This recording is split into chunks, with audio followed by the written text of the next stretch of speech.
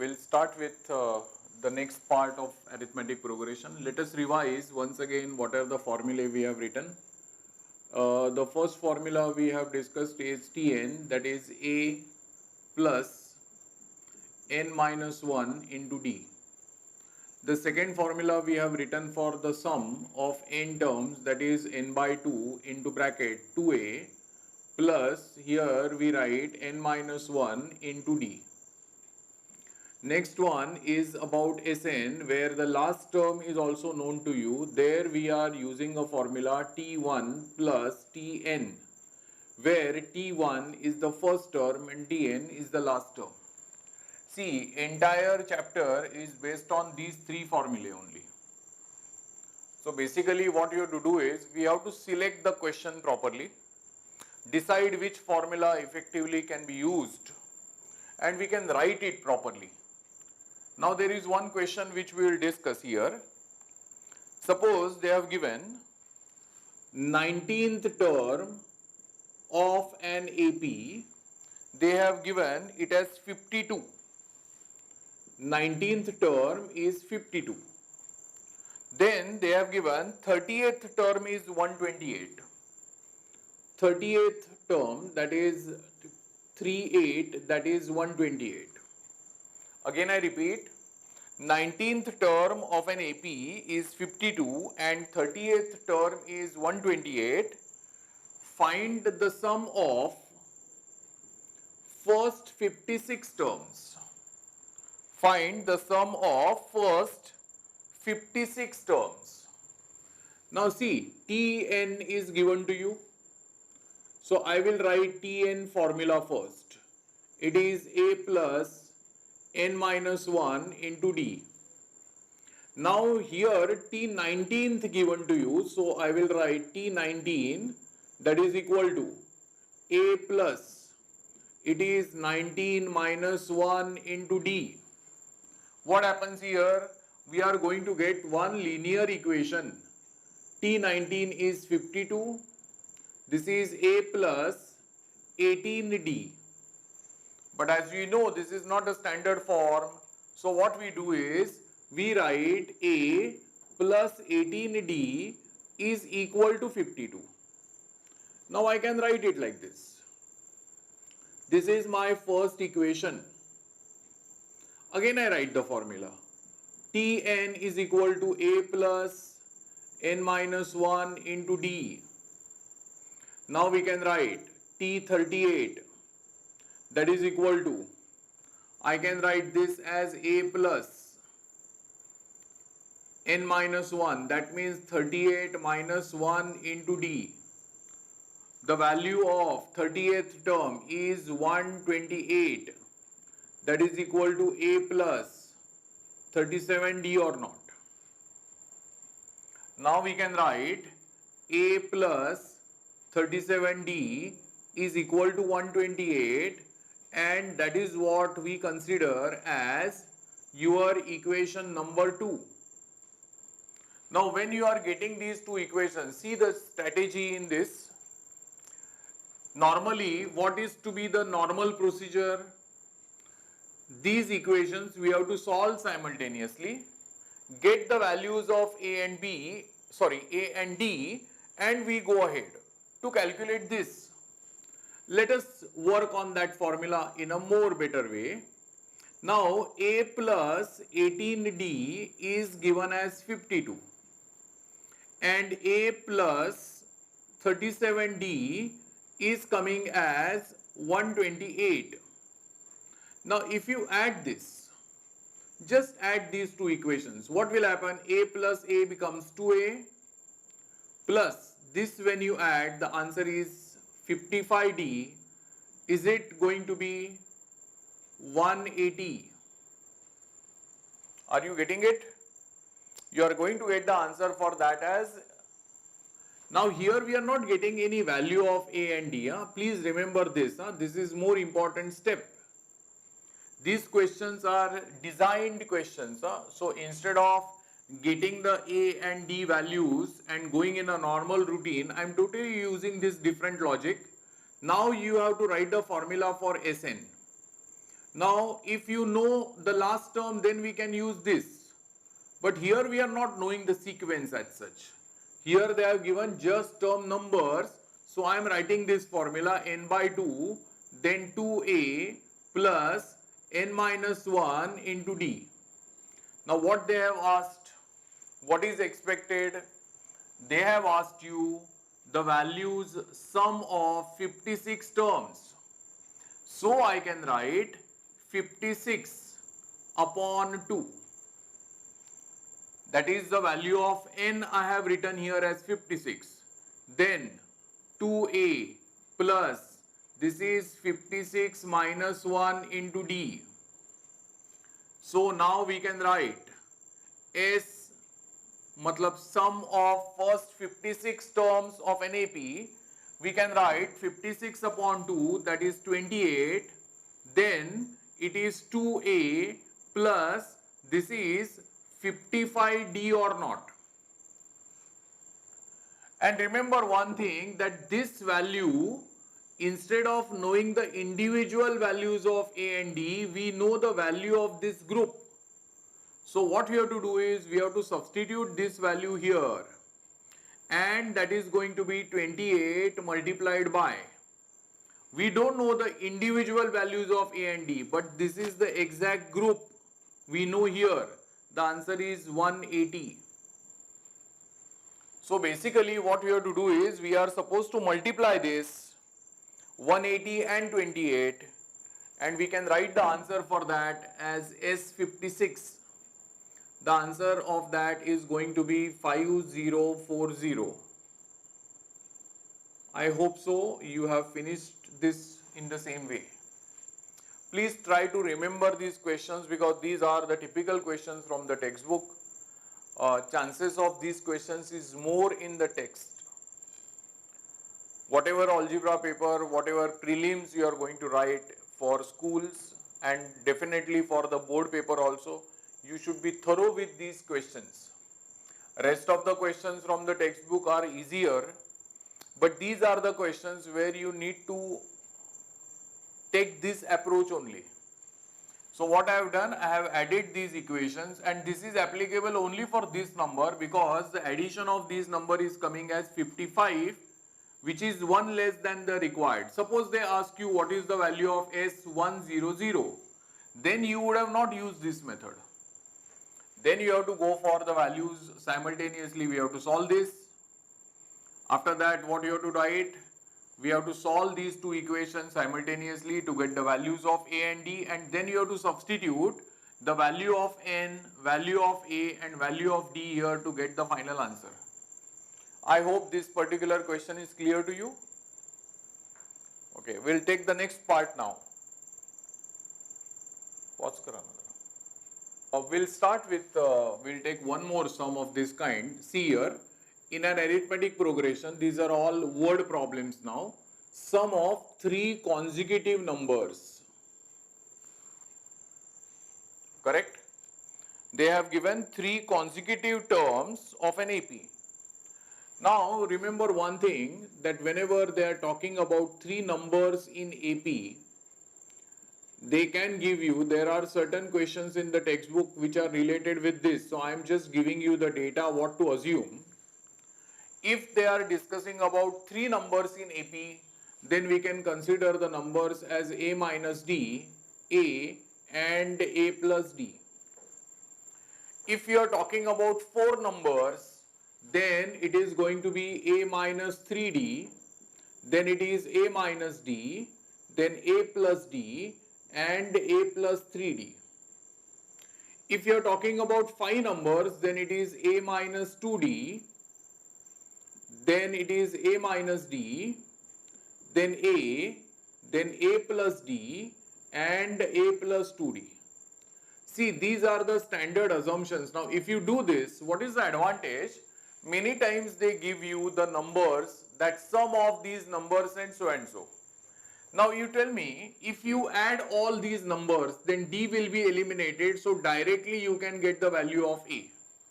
And same thing happens here, because majority of the questions, they give you the condition, sum of these 4 numbers or sum of these 5 numbers, it's and so, and when you add it, as we have assumed a symmetry in that it is minus d plus d, 3d minus 3d.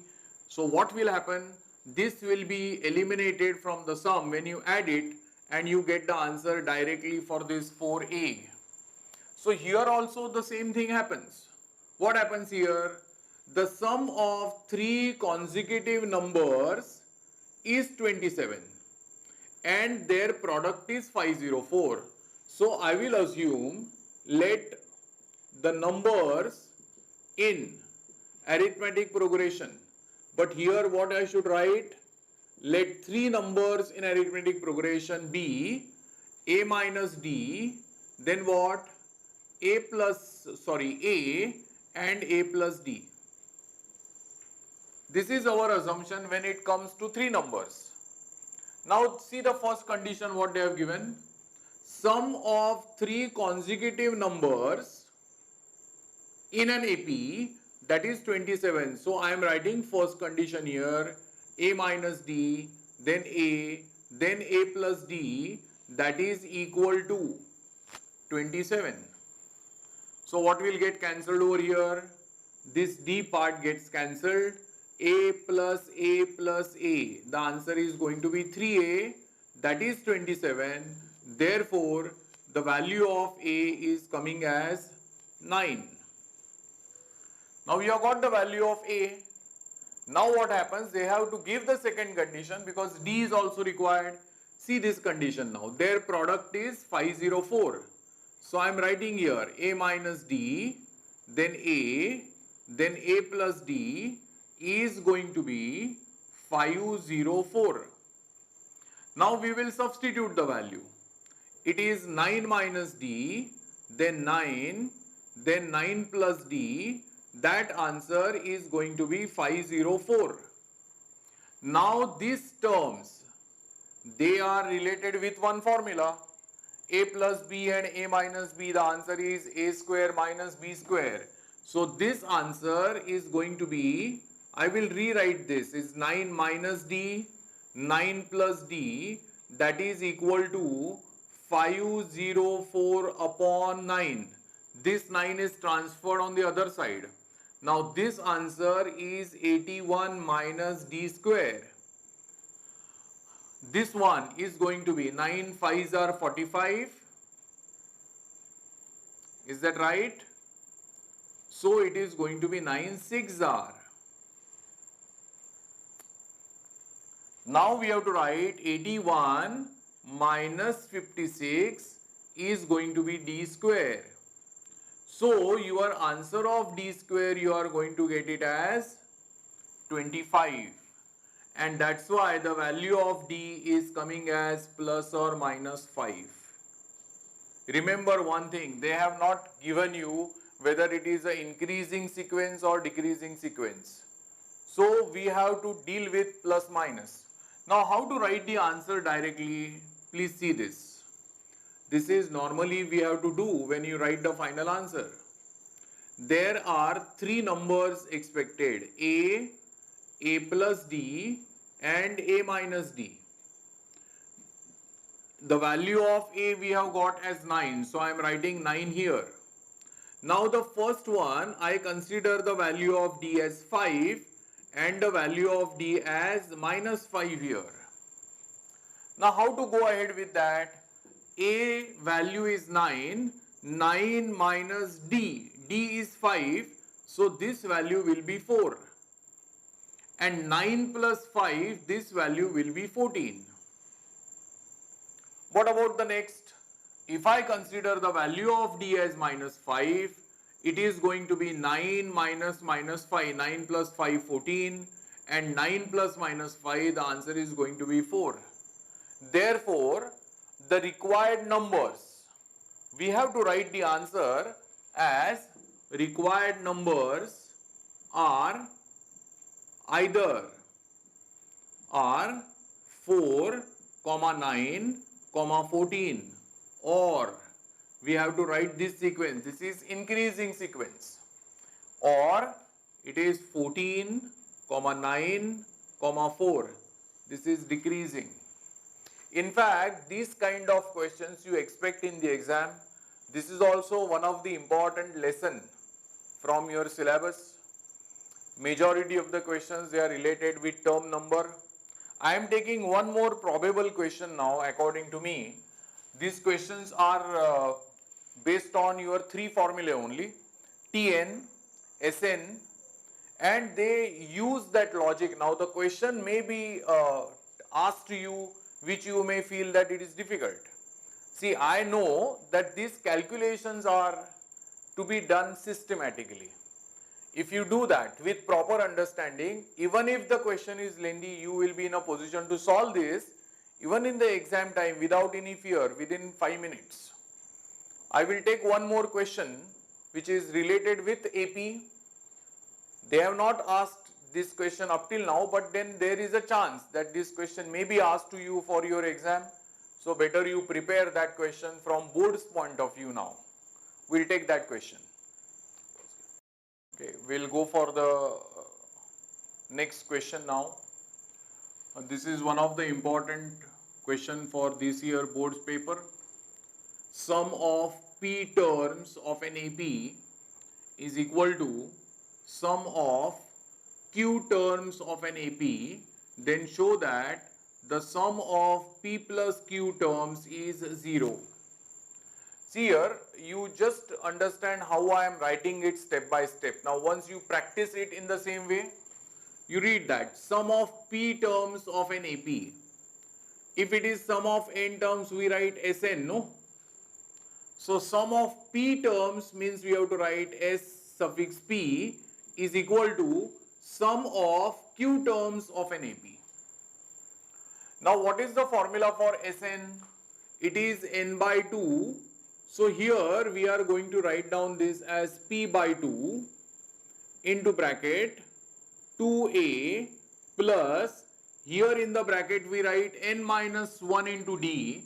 Now we have to write P minus 1 into D, that is equal to, what is sum of Q terms? It is going to be Q by 2 into bracket 2A plus Q minus 1 into D or not. Now what will be getting cancelled over here? So I say that this 2 is available on both sides at the same level. So I can cancel this 2.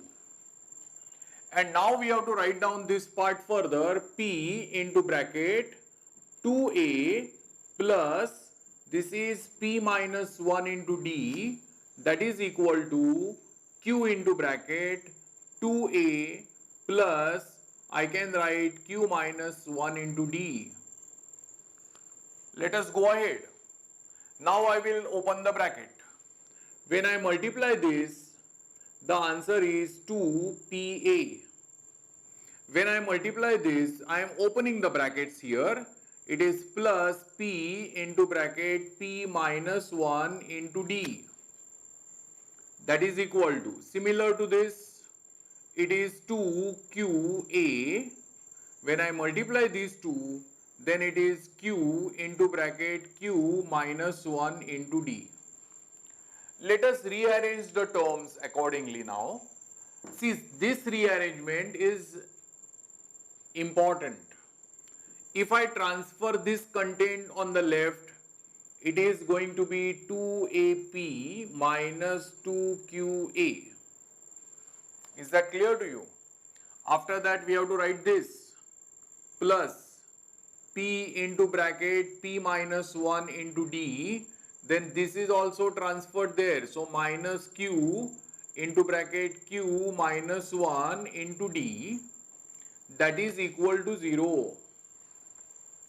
Now I will underline these two. This part. What we are going to take common in this? I can take 2A common. So I am writing 2A. In the bracket we have to write P minus Q. Now what will be taken common here in this case? It is D common from both. But I am writing D at the end instead of writing it here. Because of the formula for the term Tn is a plus n minus 1 into d. D we write at the end. So that's why I have taken common from this, but I have written it here. Now rest of the part we can write p into bracket p minus 1 minus q into bracket q minus 1. Let us solve it further. 2a into bracket p minus q plus. Now I will open the brackets here in this rectangular bracket. So what happens here? It is going to become p square minus p minus q square minus minus plus q, that is equal to 0. Here we have to write d also. Now what we'll write? We have to rearrange it once again. 2a p minus q plus. What I will do? I will write p square minus q square minus p plus q into d is equal to 0. Let us go ahead with the similar calculation. I will do it here now. This 2a into bracket p minus q we can write as it is. Then plus sign. Then rectangular bracket. Now you have to underline this. We have to take some factorization for this group. It is p plus q into other bracket p minus q. See the order, we have written p and q. In that order only we have to go ahead. Now in this minus p plus q, I can take minus 1 common into bracket p minus q into d, that is equal to 0. Now you tell me what else we can do further. 2a into bracket p minus q plus. Now what you can take common in these two? We can take p minus q common into bracket. It is p plus q minus 1, that is equal to 0. Now there is plus sign in between the major terms. These are the two terms which we call it as major terms now. Can I take p minus q common? P minus q if I take common, then in the bracket what we are going to have? P minus q I have taken common, so 2a left here plus. Now here I can write only this bracket because p minus q I have taken common from these groups. So it is p plus q minus 1. There is d part also. By mistake I have not written, but now I am writing it. It is going to be 2a plus p plus q minus 1 into d, that is equal to 0. Now they have given p is not equal to q. There is some sense behind this. So I can write 2a plus, it is going to be p plus q minus 1 into d, correct? That is equal to 0 upon p minus q or not. Because this group we have transferred on the right side. So we can write 2a plus into bracket p plus q minus 1 into d, that is equal to 0. This is what you should understand. Now if you do this calculation of your own for 3-4 times, then that will be properly registered in your mind. What is done? It is little complicated. But still you have to go step by step. There is nothing difficult now in this. Now once you prove this, this is a major important step of the question. Now you are asked, show that sum of p plus q terms is 0. Now what is the formula for that? So we have to write Sn is equal to n by 2 into bracket 2a plus n minus 1 into d. Is that clear? Now we have to find out, we have to show that sum of p plus q terms. So here we have to write s suffix p plus q is nothing but P plus Q upon 2. What is that? P plus Q upon 2 into bracket. It is going to be 2A plus, now I can write here, it is P plus Q minus 1 into D. Correct? See this once again. Instead of N, we have got P plus Q. So instead of this N, we have to write P plus Q. 2A part remains as it is. Instead of N, we have to put P plus Q minus 1 into D. Next step will be like this. P plus Q upon 2 into bracket. Now this answer we have already calculated here. 2A plus P plus Q minus 1 into D is 0. This value we can substitute here. It is going to be 0. So your answer is going to be 0. That is what we are going to ask. This is the part which is asked to you. Show that P plus Q, sum of P plus Q terms is 0.